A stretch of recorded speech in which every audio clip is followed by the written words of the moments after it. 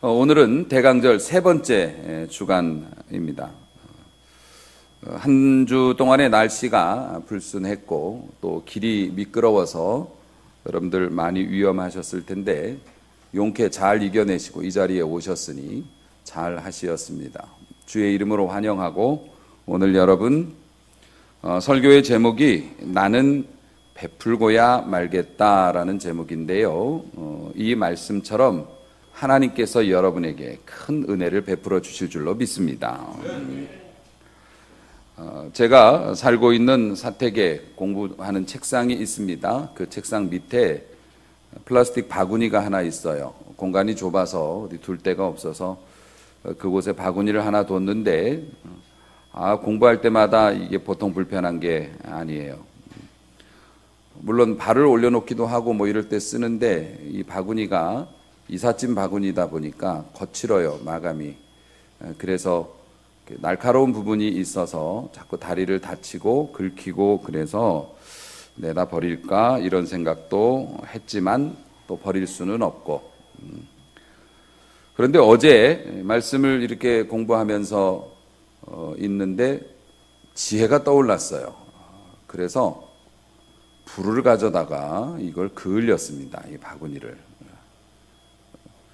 여러분 상상하지 마세요. 저 같은 사람이 책상 밑에 들어가서 이렇게 대고 있는 거.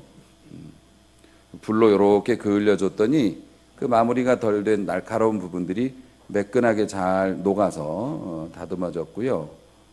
이렇게 편한 거를 왜 그동안 못했을까. 사실 큰 문제가 아니었죠. 그리고 구조적인 문제도 아니었습니다. 구조적인 문제였다면 그걸 거기다 두지 않았겠죠. 마감의 문제고 또 표현의 문제고 또 저의 무심함과 게으름이 합쳐져서 괜한 고생한 것이고 뭐 그런 거겠죠. 사실 우리의 마음도 그렇답니다.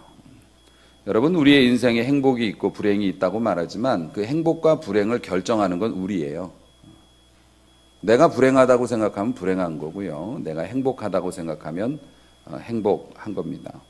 어떤 사람은 나보다 못하는 환경에서 행복하다고 하면서 행복하게 사시는 분도 있고요.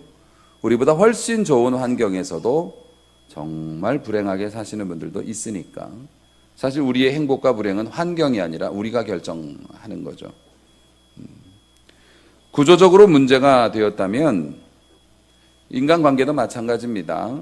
여러분의 삶에 구조적인 문제였다면 여러분은 결혼하지 않으셨을 거예요. 그 사람을 안 만났을 거라고요. 구조적인 문제였다면 여러분은 우리 교회에 등록하지 않았을 겁니다. 구조적인 문제였다면 여러분은 그 사람과 친구가 되지 않았을 거예요. 진작에 벌써 어긋났겠죠. 그런데 항상 우리를 불편하게 하잖아요. 뭐 부부 사이에도 그렇고 자녀와 부모 사이에도 그렇고 교회에서 성도들 사이에도 그렇고 그런 부분들이 있죠. 그것이 사실은 구조적인 문제가 아니라 마감의 문제고 작은 것의 문제고 이런 거죠. 그래서 우리도 불이 필요합니다. 그러한 날카로움을 다듬어줄 불. 그래서 부모는 자녀의 날카로움을 다듬어주기 위해서 옛날엔 매를 썼습니다. 혹은 정서적 언어적 폭력을 썼죠. 아이들에게 그냥 찍어 누르는 거죠. 그렇게 다듬었어요. 우리 같은 경우에도 상대방을 비판하거나 말싸움에서 이기거나 논리로 제압하거나 어떤 그런 것으로 상대의 뭐 그런 걸 다듬으려고 하지만 그거는 다듬어지는 게 아니라 태우는 거죠. 만약에 제가 불로 그것을 그을린다고 해놓고서는 그거를 불을 붙을 정도로 태워버렸다고 생각한다면 아마 그것 자체를 못 쓰게 됐을 거예요. 그것도 요령이 있어서 잘 해야죠. 여러분, 상대나 또 나 자신의 그 약간의 다듬어지지 않은 그것 때문에 끝까지 불편한 부분을 가장 매끈하게 다듬을 수 있는 것은 제 경험상으로는 하나님의 말씀인 것 같아요. 우리 하나님이 말씀의 은혜를 주시면 우리의 마음에 높아진 것들은 낮아지고요. 또 우리의 마음에 상처가 되거나 뭐 어떤 두려움이나 이렇게 패여진 것들은 메꾸어지는 역사가 나타나는 줄로 믿으시기 바랍니다. 그래서 말씀과 은혜로 다듬어지는 게 제일 행복한 일이고 그래서 우리가 우리의 자녀들도 마찬가지지만 하나님의 교회에 나오는 것을 중요시 여기고 애를 써야 하는 것이지요. 오늘 이러한 말씀의 은혜가 또 영적인 선물이 우리의 마음에 임해서 우리의 마음의 날카로움이 다듬어지고 하나님께서 허락하신 샬롬의 은혜가 여러분의 마음과 여러분의 가정과 여러분의 삶에 임하시기를 주님의 이름으로 축원합니다. 오늘 말씀은 성경의 난해 구절이기도 하고요. 또 우리의 상식으로는 잘 이해되어지지 않는 굉장한 해프닝이라고 할 수 있는데, 그런데 그 속에는 우리가 상상할 수 없는 하나님의 놀라운 사랑이 숨어 있어요. 그런 내용이에요. 자, 내용 설명을 해드리면 이렇습니다. 성경 가져오신 분들은 이사야 7장을 딱 펴놓고 말씀을 같이 따라가면서 배워보죠. 이스라엘이 아시다시피 우리나라처럼 남북으로 갈라져 있어요. 그래서 북쪽은 그냥 나쁜 나라, 남쪽은 착한 나라 이렇게 보시면 되는데요. 이스라엘의 역사를 보니까 지금 남쪽에 왕이 아하스라고 하는 왕이 있어요. 그게 7장 1절에 나옵니다. 아하스라고 하는 왕에 아람의 르신과 르말리아의 아들 이스라엘의 베가가 올라와서 예루살렘을 쳤댑니다. 다시 말해서 아람이라고 하는 그 주변에 있는 나라하고 북쪽에 있는 이스라엘이 손을 잡고 남쪽을 침공을 한 거예요. 우리나라 6.25 전쟁처럼. 그렇게 침략을 해서 나라가 전쟁에 휘말리게 되었다는 겁니다. 역대하 28장에 보면 그 당시에 전쟁 기록이 나오는데 시간상 간단히 설명을 해드리면 그 전쟁 벌어져서 첫날에 하루 만에 군사 12만 명이 남유다의 군사 병력 12만 명이 하루에 죽었습니다. 그 조그만 나라에서 12만 명이 하루에 죽었고요. 국무총리도 죽었고요. 아들도 죽었고요. 포로로 백성이 20만이 잡혔어요. 그 전쟁에서. 그런데 7절에 다시 한번 보세요. 1절 끝에 보니 예루살렘을 쳤지만 능히 이기지 못했다라고 얘기를 해요. 이 사람들이 와서 압도적인 전쟁을 펼쳐서 남유다를 아주 쑥대밭을 만들었는데 전쟁에서는 이기지 못했다고 성경이 말해요. 그 이유가 뭐냐면 남유다의 수도가 예루살렘이에요. 지금 여러분이 아시는 예루살렘인데 요걸 정복을 못한 거예요. 예루살렘 성이 함락이 안 됐어요. 문 걸어 잠그고 공성전을 벌여서 버틴 거예요. 그래서 수도가 함락이 안 됐기 때문에 이기지 못했다고는 했지만 나라는 완전히 거덜이 난 겁니다. 아주 엉망이 된 거죠. 그런 전력이 있었는데 2절 말씀해 보니 어떤 사람이 다윗의 집에 알렸대요. 그래서 다윗의 집이라고 하는 건 남유다의 왕조를 의미해요. 그러니까 왕가를 의미하죠. 다윗의 자손들이 계속 왕을 하고 있으니까 유다 지파니까요. 그래서 청와대에 보고가 들어온 거예요. 보고가 들어왔는데 지난번에 쳐들어왔던 이 북쪽 이 사람들하고 또 아람 사람들이 또 짝짝꿍 해가지고 또 쳐들어온답니다 라는 보고를 받았어요. 그런 보고를 받으니 2절 말씀해 보니 왕의 마음과 백성의 마음이 숲이 바람의 흔들림같이 흔들렸더라 이렇게 됩니다. 여러분의 삶에 안타까운 일이 벌어지거나 생각지도 못했던 큰 일이 생기면 어떻게 됩니까? 마음이 휘청휘청하죠. 이거 어떻게 해야 되나? 이거 어떻게 해야 되나? 바람이 부르니 숲에 있는 나무들이 웅성웅성하는 것처럼 나라가 싱숭생숭한 거예요. 걱정되죠. 왜냐하면 지난번에 전쟁에서 그 많은 사람이 죽고 하마터면 나라를 뺏길 뻔했는데 그나마 그 상처도 회복이 안 되는데 또 쳐들어온다고 하니까 얼마나 겁이 나겠어요. 그때 하나님께서 그 당시의 선지자가 이사야 선지자인데 이사야 선지자를 보내어서 축복과 위로의 말씀을 주신 내용이 이제 7장에 또 기록이 되어져 있어요. 그 내용이 4절에 있습니다. 이사야 7장 4절 말씀 우리 같이 한번 여러분 읽어주시면 좋겠습니다. 함께 읽습니다. 그에게 이르기를 너는 삼가하며 조용하라. 르신과 아람과 르말리아의 아들이 심히 노할지라도 이들은 연기나는 두 부지깽이 그루터기에 불과하니 두려워하지 말며 낙심하지 말라. 아멘. 7절 말씀도 한 번 더 읽어보겠습니다. 시작. 주 여호와의 말씀이 그 일은 서지 못하며 이루어지지 못하리라. 아멘. 하나님께서 이사야 선지자를 아하스 왕에게 보내서 싱숭생숭해 하지 말아라. 흔들리지 말아라. 라고 말씀하세요. 삼가하며 조용히 하라. 정신 차리고 좀 진정하세요. 라고 얘기하면서 이 두 왕이 쳐들어오는데 이것들 별거 아니야. 연기 나는 부직갱이밖에 안 돼. 아시죠? 시골에서 불 뗄 때 나무로 이렇게 해고 나서 아궁에서 빼보면 연기 나잖아요. 그거 뭐 했습니까?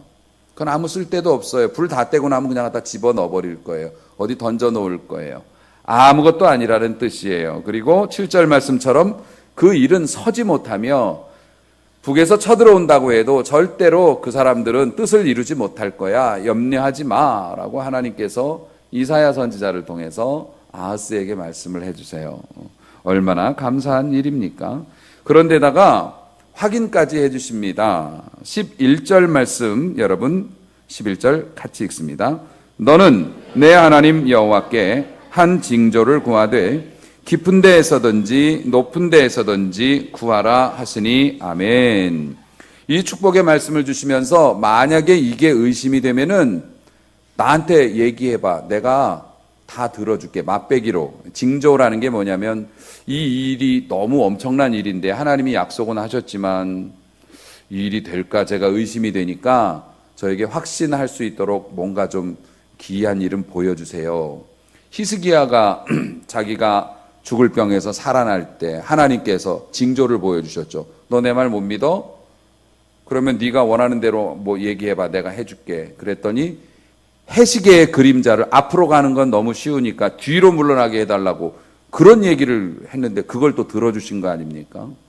또 그 기드온 같은 경우에도 그 너무나 불리한 전쟁에 네가 나가서 싸워 하니까 기드온이 너무 겁을 먹었어요. 내가 이기게 해줄게. 의심돼? 징조를 구해봐. 내가 들어줄게. 기드온이 원했던 징조가 뭐였죠? 양털 한 뭉치가 있는데요. 이걸 제가 저희 집 앞마당에 놓고 잘게요. 그러면은 온 마당에 이슬이 가득 내릴 때 이 양털은 건조기로 건조한 것처럼 뽀송뽀송하게 해주세요. 그럼 제가 믿을게요. 됐을까요? 안 됐을까요? 당연히 됐죠. 그러니까는 한술 더 떠가지고 하나님 그래도 약간 의심이 나니까 다음 날에는 반대로 해주세요. 그래서 이 양털만 폭 젖고요. 이슬에 나머지 마당은 뽀송하게 해주세요. 그것도 들어주셨어요. 그런 부탁을 하는 사람이나 또 그걸 또 일일이 들어주시는 분이나 참 대단하신데 어쨌든 그게 징조인데 하나님께서 또 징조 얘기를 하시는 거예요. 안 믿겨? 믿어지지 않아? 구해봐. 원하는 대로 구해봐. 높은 데에서든지 깊은 데에서든지 구하라라는 거는 뭐든지 말해봐라는 뜻이에요. 아무리 어려운 거라도 내가 다 해줄게. 나한테 얘기해봐. 이 정도 되면 하나님 앞에 우선 감사헌금부터 하고 하나님 고맙습니다. 뭐 이렇게 나가야 될 거 아닙니까? 그 다음에 나온 아하스의 대답이 우리의 귀를 의심하게 합니다. 12절 말씀인데요. 이건 우리가 같이 읽으면 안 돼. 믿음 없는 말이라. 믿음 없는 말은 입에도 담으면 안 돼요. 제가 할게요. 아하스가 이르되 나는 구하지 아니하겠나이다. 나는 여호와를 시험하지 아니하겠나이다 한지라. 이렇게 되어 있습니다. 아멘도 하지 마세요. 이런 건. 아하스가 대답을 했어요. 뭐든지 구해봐. 하나님이 지켜주신답니다. 뭐든지 깊은 데서든지 높은 데서든지 아무리 어려운 일이라도 증거로 보여주신다니까 말씀해 보세요. 이사야가 얼마나 기뻤겠습니까? 그런데 아하스가 됐습니다. 필요 없습니다. 이렇게 얘기한 거예요. 나는 여호와를 시험하지 아니하겠나이다라는 게 제가 어떻게 하나님을 시험합니까? 알아서 주시겠죠라는 뜻이 아니고요. 아니고 필요 없습니다라는 뜻이에요. 필요 없대요. 나는 구하지 않겠대요. 나는 시험하지 않겠대요. 왜 이 사람이 미쳤나요? 왜 이렇게 했을까? 사실 이 사람이 또다시 침략할까 두려워서 준비한 게 두 가지가 있었어요. 그게 뭐냐면은 하나는 당시에 가장 핫했던 떠오르는 나라였던 강대국 아수르 제국하고 이제 밀약을 체결해서 우리 도와주세요. 우리 만약에 침략당하면 도와주세요. 그런데 요즘도 그런 면이 있지만은 예전에 그런 밀약이라는 건 작은 나라가 큰 나라한테 도와달라고 하는 건 그냥 항복한 거예요. 전쟁을 하지 않고 당신들이 우리 땅을 쓰든지 우리 땅에 있는 좋은 것들 다 가져가도 상관없으니까 내가 이 나라를 잃어버리지만 않게 도와주세요라는 아주 굴욕적인 거죠. 실제로 이 아수르한테 이 아하스가 살아생전에 나라에 있는 모든 것을 다 갖다 바치는 바람에 아주 나라가 거지꼴이 됐습니다. 그리고 아수르에는 우상을 막 수입해가지고서 갖다가 설치하고 아주 엉망으로 살았죠. 그뿐만 아니라 또 하나 이 아하스가 준비한 회심의 카드가 있었는데, 여러분 아시죠? 예루살렘 성이 지금도 예루살렘이라는 도시가 산 위에 있잖아요. 언덕 위에 있고 당시에는 산이었죠. 제일 점령하기 어려운 성이 산 위에 있는 성입니다. 올라가면서 공격을 해야 되기 때문에 그냥 뭐든지 돌멩이 하나도 그냥 굴러 내려뜨리면 그게 무기가 되잖아요. 위에서는 던지기만 해도 무기가 되니까.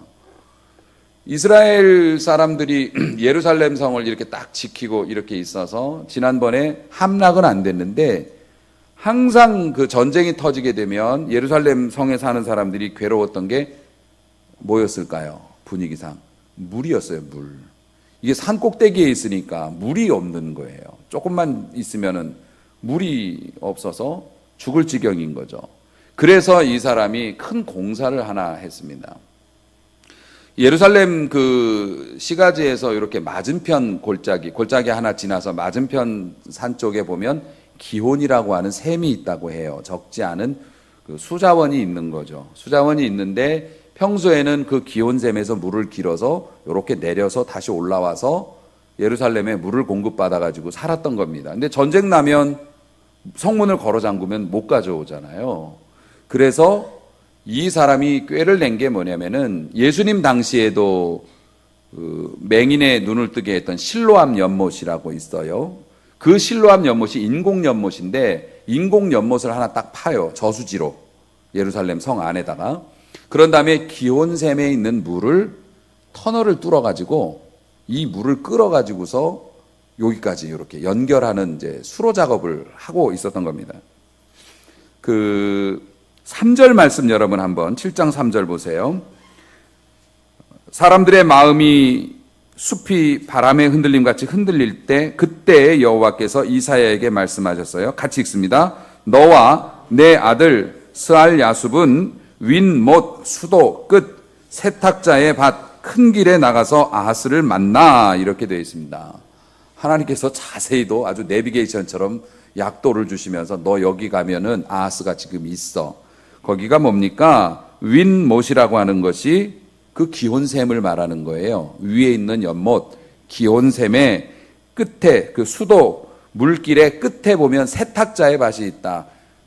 지금도 중동에서는 빨래를 업으로 삼는 사람들이 있죠. 거기서 막 빨래 맺혀가지고 빠는 사람들이 있잖아요. 그 세탁을 주로 하는 사람들이 샘 곁에서 살고 있으니까 그 끝 세탁자의 밭 큰 길에 나가서 아하스를 만나라. 지금 아하스 뭐 하고 있었을까요? 공사 중이었죠. 기온샘물을 자기네 동네로 끌어들이려고 한참 공사를 하고 있는데, 이 공사는 사실 아하스 시대에 완공이 되지 못했고요. 아하스의 아들이 여러분이 아시는 히스기야예요. 아하스가 여러 아들 중에서 히스기야가 왕권을 잡았고, 히스기야가 이 수로를 완성해서 지금도 예루살렘에는 그 물길이 있고 사람들이 거기를 관광도 하고 그럽니다만, 히스기야의 수로라고 지금도 쓰는 곳이에요. 히스기야의 수로라고 하는 것이 있어요. 그러니까 이 사람이 지금 물 해결하려고 한참 공사 중일 때 선지자가 가가지고서 하나님이 뭐 이러시니, 됐어요. 저 지금 물 이거 땡기고 있거든요. 그리고 저 우리 동네 형한테 약속해 놨거든요. 저 필요 없다고 저 말씀 전해주세요. 이런 겁니다. 예루살렘이 어떤 도시이고 이스라엘이 어떤 나라입니까? 남유다가 다윗의 왕조입니다. 사실 하나님께서 아하스 이뻐하시지 않으셨어요. 아하스 별로 안 좋아하셨습니다. 아하스는 아주 신앙이 없었어요. 그냥 불신앙. 근데 그런 아버지 밑에서 또 히스기야가 나오는 것도 하나님의 섭리입니다만은요. 이 아하스가 이뻐서가 아니에요. 항상 이야기할 때 아하스가 그렇게 한 방에 거절하잖아요. 13절 말씀 여러분 보십시오. 7장 13절 한번 같이 읽어봅니다. 이사야가 이르되 다윗의 집이여 원하건대 들을지어다. 너희가 사람을 괴롭히고서 그것을 작은 일로 여겨 또 나의 하나님을 괴롭히려 하느냐. 아멘. 거절하니까 이사야 선지자가 하나님의 마음으로 이야기해요. 다윗의 집이여 라고 얘기해요. 아하스 씨 이렇게 얘기 안 하고요.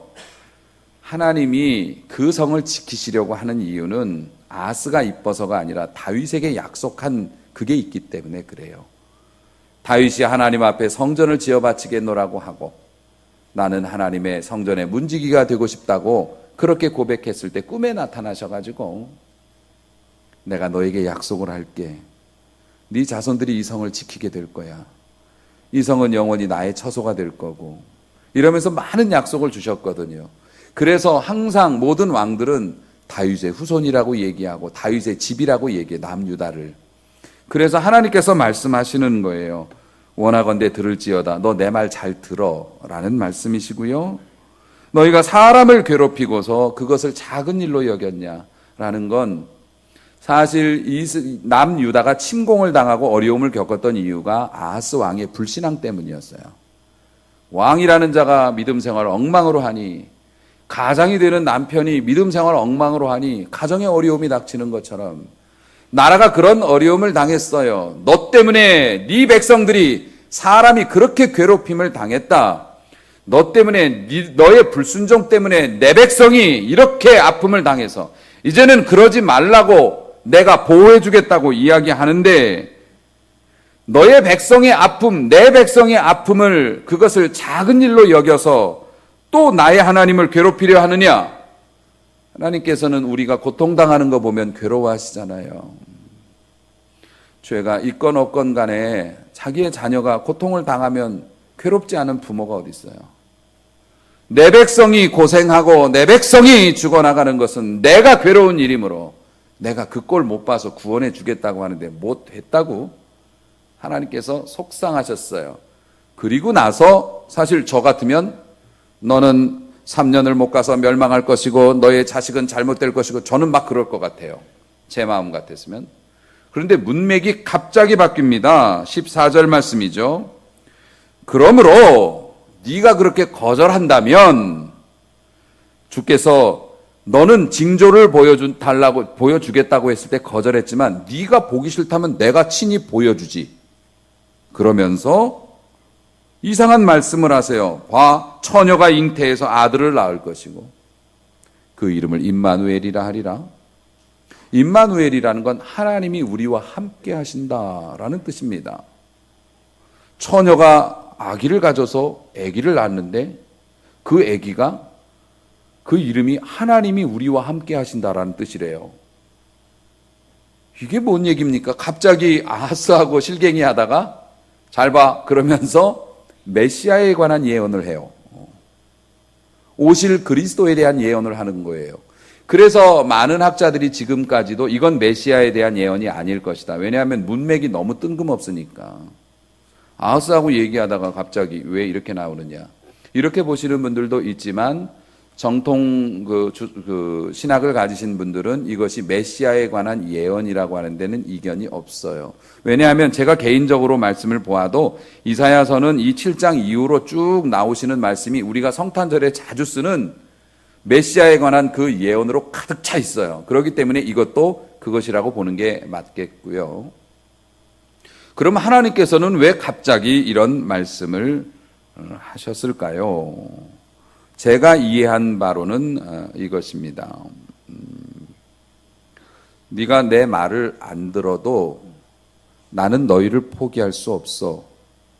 네가 만약에 이 성을 지금 구원해 주겠다고 하는 이 문제에 대해서 나의 징조를 너희가 원치 않는다면, 은혜 받기를 원치 않는다면 진짜 내 계획을 말해주지 하면서 온 인류 구원에 관한 폭탄 선언을 하신 거죠. 사실 그 선언은 우리가 지난주에 봤듯이 에덴 동산에서부터도 있었습니다만 하나님께서는 이런 말씀이세요. 너희가 원하든지 원하지 않든지 나는 너희를 사랑하고 너희에게 복을 주려고 하는 마음을 꺾지 않을 거야. 할렐루야. 이게 바로 하나님의 열심이라고 하는 겁니다. 저는 여러분들이 꼭 그 생각에서 벗어나길 원해요. 어떤 생각이냐면 내가 열심히 안 하면 하나님이 벌 주실 거야. 내가 이렇게 어려운 거는 내가 열심히 안 하고 죄를 많이 져갖고 하나님 앞에 벌 받기 때문이야. 아닌 줄로 믿으시기 바랍니다. 왜냐하면 그러면 뭐 저는 마음대로 해도 되나요? 아니요. 그게 아니고 우리가 어려움을 당하고 뭐 이런 것들 죄를 지으면 여러분이 얼마나 지셨는데요. 아하스처럼 죄 지셨어요? 나 때문에 막 한 20만 명씩 죽고 막 그래요? 여러분 기껏 죄 짓는다고 해봐야 교회 좀 늦게 온 거거나 아니면 뭐 먹지 말라는 거 좀 드셨거나 뭐 이런 거 아니겠습니까? 여러분이 사람을 죽였나요? 그것도 아니죠. 좀 게으름 부린 거, 좀 교만한 거, 뭐 그거 있지 뭐 있습니까? 물론 그런 것들을 무시하는 건 아니에요. 율법에 의하면 그걸로도 지옥 갈 수 있으니까요. 그렇지만 사랑하는 성도 여러분, 죄책감이나 하나님께 나는 희망이 없어, 내 인생은 소망이 없어, 제발 그런 거에 매이지 않으시기를 바라요. 하나님께서는 이런 아주 못돼 먹은 아하스 왕에게도 자비를 베풀어 주셔서 그 아들을 히스기야가 태어나게 하는 그 은혜도 주시고요. 그리고 하나님께서는 히스기야 시대 이후에도 나쁜 왕들이 있었지만 하나님은 그 사랑을 끊지 않으셨어요. 지금 하나님이 여러분을 바라보는 시선은 잘하나 못하나 해서 점수 매겨서 내가 이러면 주고 안 주고가 아니에요. 자식이 밉다고 밥 안 줍니까? 자식이 잘못했다고 집에 안 들여보냅니까? 말은 그렇게 해도 들어오는 걸 나가라고 하는 부모가 어디 있으며 자식이 힘들고 못나고 아프면 아플수록 더 신경을 쓰고 더 포기가 안 되는 게 부모 마음인데 그 부모의 마음을 지으신 하나님께서 여러분이 무슨 뭐 좀 잘못했다고 금방 안색 바꾸셔서 그랬으면 우리 이 자리에 살아있지도 못합니다. 그럼 우리가 왜 열심히 신앙생활하고 열심히 교회 다니고 그래야 되나요? 그 은혜가 너무 감사해서 사람이니까 하나님께서 내게 베풀어 주신 은혜가 너무 감사해서 우리도 성의를 보여야 될 거 아닙니까? 그 이상도 이하도 아닌 거예요. 여러분, 우리가 착한 일을 하면 얼마나 하고 나쁜 일을 하면 얼마나 하겠어요? 다 하나님의 은혜의 그릇 안에 들어있는 줄로 믿으시기 바랍니다. 그냥 여러분, 아하스 같은 사람도 배려해 주시고요. 못난 이스라엘 백성들 그 못난 짓 할 때도 광야에서 끝까지 품어주시고 내가 이렇게까지 너를 도와주겠다는데 발로 걷어찼어. 나 삐져서 돌아갈 거야 라고 말씀 안 하시고 더 큰 기적을 내가 보여주지 하면서 나는 너희를 포기하지 않아. 어떤 모습, 어떤 상황이어도 나는 너희를 포기하지 않아. 성탄을 맞이해서 그 하나님을 여러분이 만날 수 있기를 소망합니다. 우리가 지지난주에 하나님의 침묵에 관해서 말씀 보았습니다.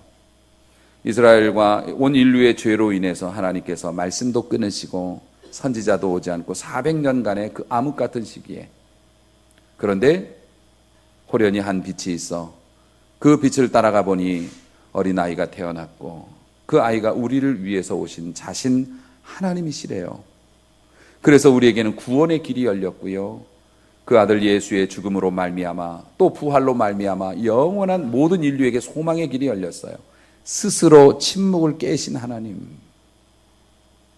하나님하고 우리하고 고집 부리면 누가 이깁니까? 우리가 이겨요. 왜냐하면은 사랑이 많은 사람이 지는 거기 때문에. 내가 참아야지. 내가 봐줘야지. 그래서 하나님께서는 400년의 침묵을 스스로 깨시고 이 땅에 메시아를 원하거나 하나님께 기도할 힘조차도 남아있지 않아 미이라처럼 누워있던 이 우리 인생들에게 스스로 낮은 곳으로 오셔서 스스로 침묵을 깨신 하나님. 그리고 지난주에는 무엇을 보았습니까? 하나님이 침묵 중에도 쉬신 게 아니라 우리를 위해서 예비하고 계셨다라고 하는 사실을 우리가 에덴 동산에서 가죽옷을 지어 입히신 하나님을 통해서 우리가 보았습니다. 하나님은 침묵 중에서도 우리를 위한 준비 작업하고 계시는 분이시라는 것. 오늘의 하나님은 어떤 분이십니까? 우리들이 거절해도 받을 자격이 없어도 포기하지 않고 끝까지 도와주시는 하나님. 할렐루야. 그 하나님의 열심이 독생자를 이 땅에 보내신 것으로 나타나시는 것이죠. 사랑하는 성도 여러분, 그래서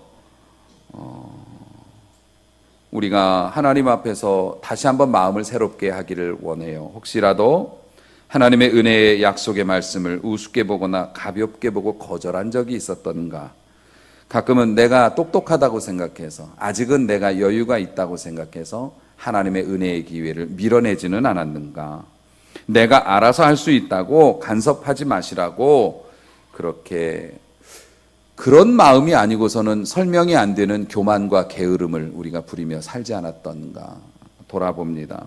혹은 지금 이 순간도 이유를 알 수 없는 고통으로 인해서 숲에 바람이 불듯이 내 마음과 내 삶이 흔들리고 있지는 않은지,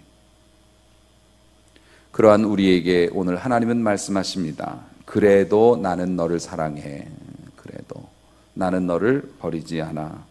요한일서 4장 9절 말씀 보니 하나님의 사랑이 우리에게 이렇게 나타난 바 되었으니 하나님이 자기의 독생자를 세상에 보내시는 이유는 그로 말미암아 우리를 살리려 하심이라. 아멘. 아멘.